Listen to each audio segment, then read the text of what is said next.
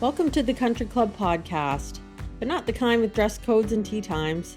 This is a different kind of country club, one where country living meets real estate, community, and adventure. I'm your host, Diana Cassidy-Bush, and your trusted guide to navigating life beyond the city limits. Whether you're looking to plant roots in a small town, find the perfect recreational escape, or make smart investments in rural properties, this podcast is for you. Because in real estate and in life, it's more than just about buying property. It's about making the right plan, seizing opportunities, and building a future you love. Welcome to the Country Club, where home, community, and opportunity come together. Hello, I'm your host, Diana Cassidy-Bush. Thank you so much for joining me at the Country Club podcast today. I'm so excited that you're here. In today's episode, we're going to talk about first steps to becoming a home buyer. Being a first-time home buyer can be a little bit overwhelming, and it can be a challenge to get all the information in one place from a trusted source about how the process works and what the steps are that are involved in the journey. So I'm really excited this year in our market in 2025 to see first-time home buyers returning to the market. The last few years, we just felt that there was a few brave souls that were out there moving forward to purchase their first home, but it was in much smaller numbers, which was concerning. I was actually speaking to a very insightful person this past week, my therapist, and we were chatting about first-time home buyers, and I was blown away with her observation and her statement. And so I'm going to quote her here. We need to change the narrative. When did we as a society become so negative? When we were kids, we were told that you could become anything you wanted to be. And fast forward to today, where the conversation has turned in the last few years to, oh, our poor children, they're never going to be able to purchase a home. It is too bad that has sort of been what came out of the post-pandemic and the conversation around home ownership. I don't buy into that by any stretch of the imagination, but it's hard when it's everywhere around you to kind of like see beyond that. Real estate really is the best investment in the world. So why? The reason is because we all need shelter. We all need somewhere to live, and it's going to have a cost attached to it, whether you're the owner or whether you're paying someone else's mortgage. So not only do you live in this, basically it's an investment into your future. So you can house yourself. You can also house others, but unlike other assets that you purchase, this particular asset appreciates over time.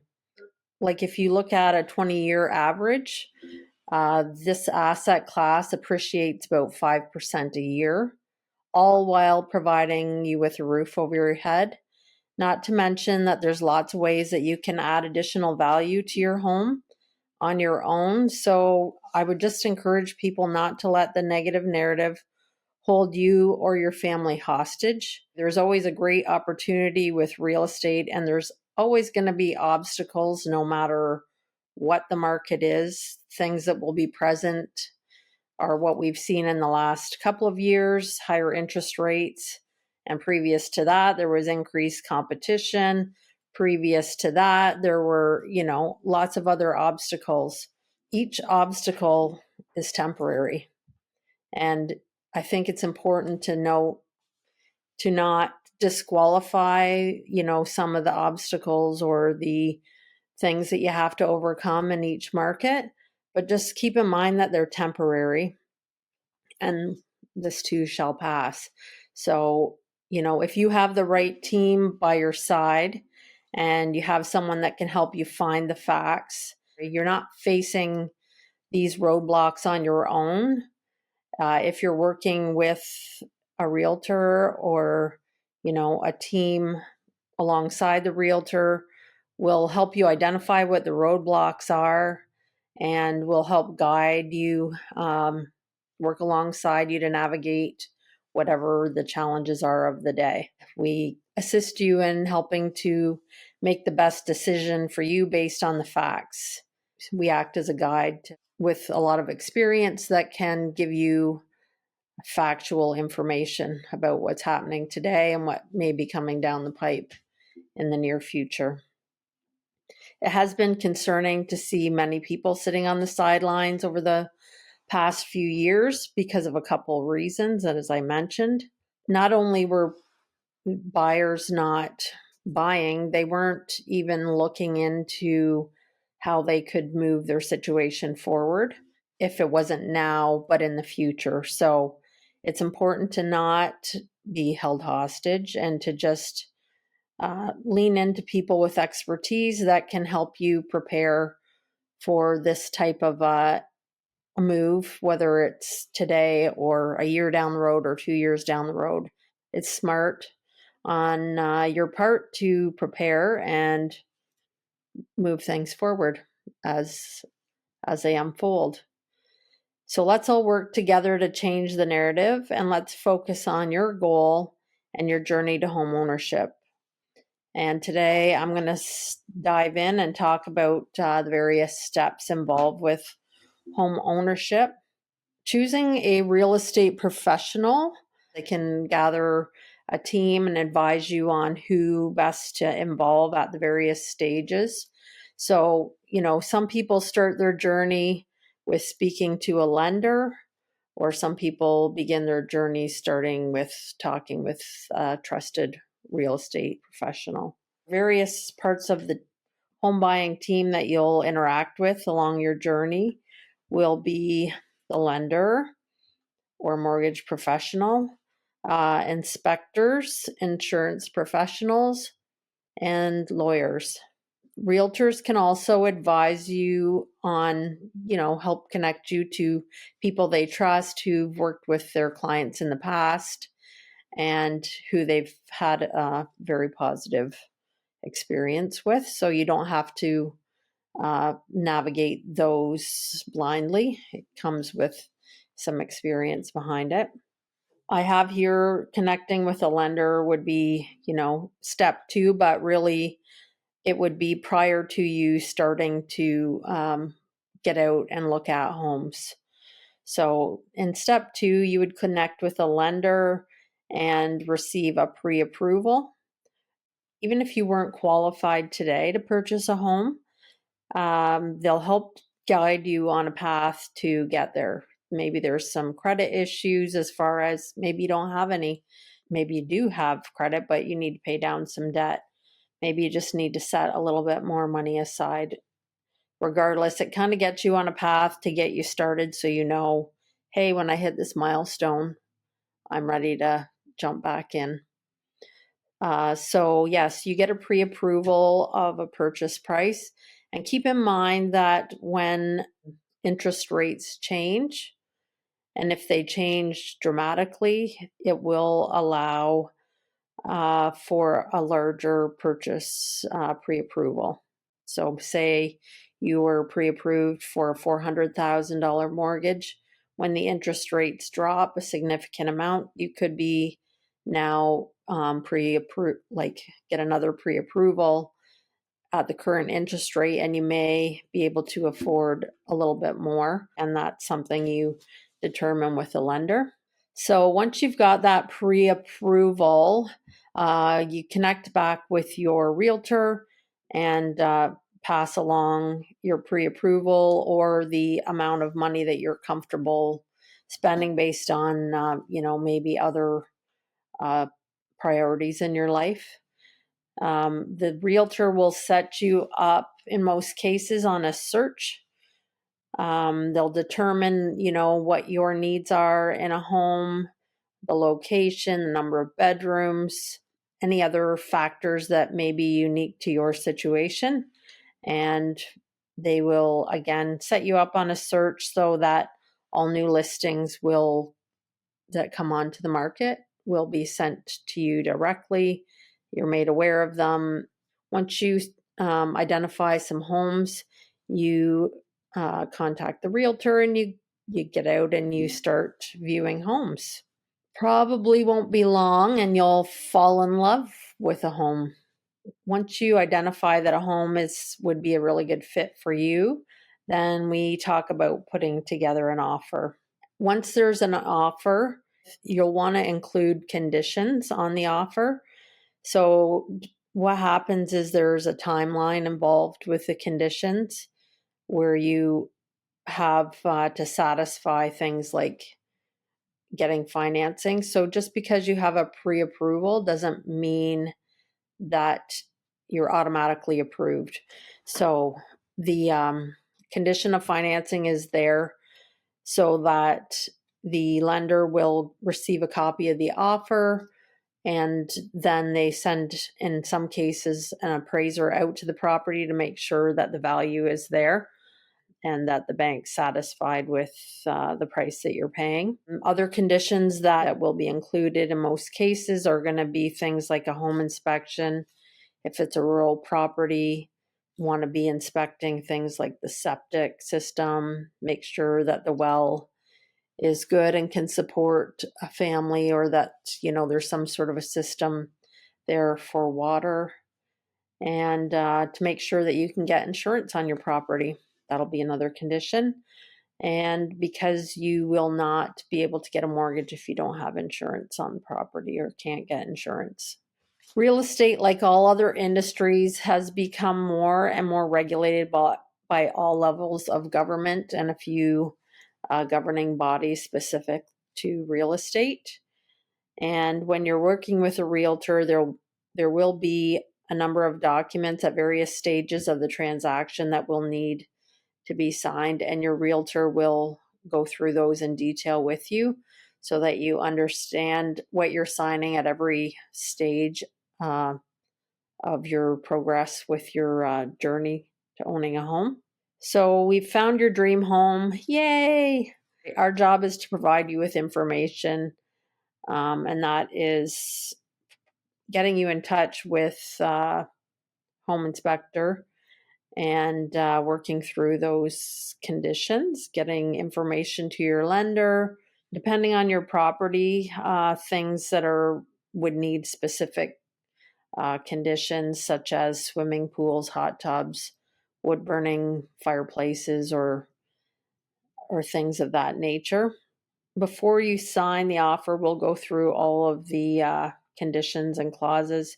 You'll understand the timeline, typically a week to 10 days to work through those conditions.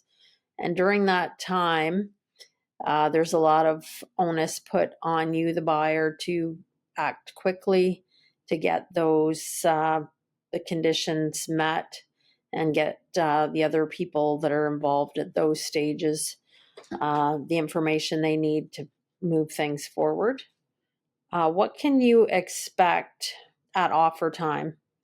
So we've got you protected with all of the conditions that we want to submit in your offer.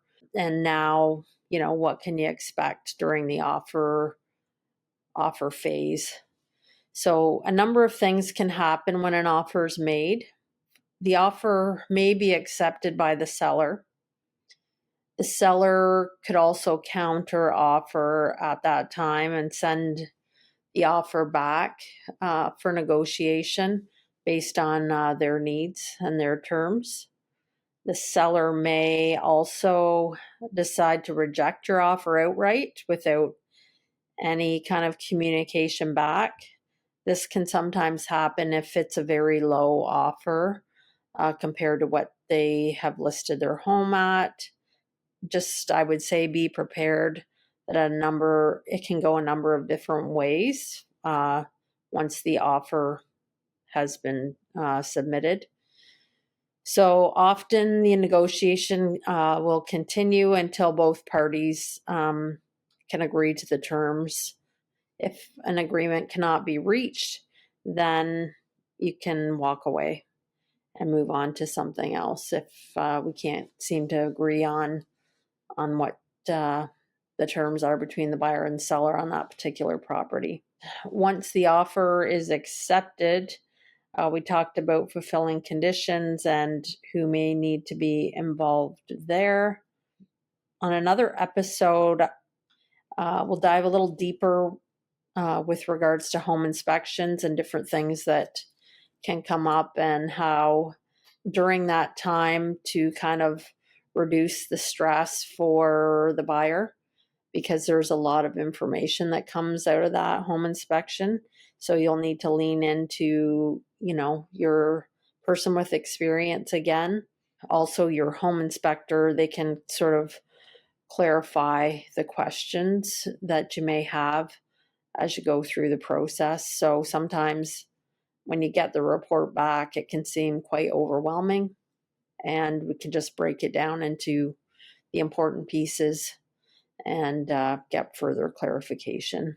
Next, there will be a number of questions that the insurance company will have about the property. So it's, going back and forth to get all of the information about that particular property to the insurance company to say, yes, there's no red flags here.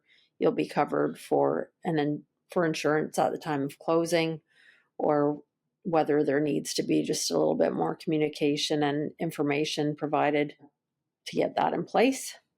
So once all of the conditions have been satisfied, then this is where we do another document and remove the conditions and firm up the sale. So then what do? You celebrate. Woo! You just bought a home. So at that point, once the hangover wears off, you prepare to move in. There's still a few steps that need to be tackled prior to closing.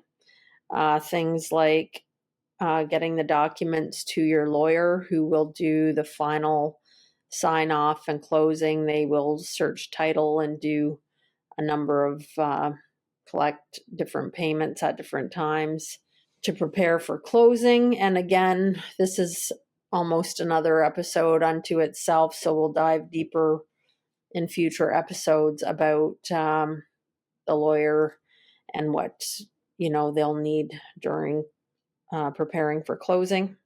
Again, getting things firmly in place with insurance before you meet with the lawyer, and then passing that information on to the lawyer. If you're moving, you'll need to start giving notice about your change of address. You'll need to make phone calls to utility companies that may be involved with that property, like Hydro One or Enbridge, or whoever the heat provider is. If you're going to want to have internet connected quickly when you move in, just sort of lining all of those things up. And then just before closing, we do a final walkthrough on the property. And what we do during that walkthrough is we're looking for anything that might have changed prior, from when you were there on your last visit. Things like, a broken window, like broken doors, making sure that the appliances are in good working order and that there's no sort of surprises on closing day, because once the deal is closed, it's a little bit of a different process to address any issues there may be. So closing day, the funds are drawn from your account or by the lawyer and sent to the seller. And then you get organized where and how the key exchange happens. Sometimes that's dealt with through picking up the key at the lawyer's office.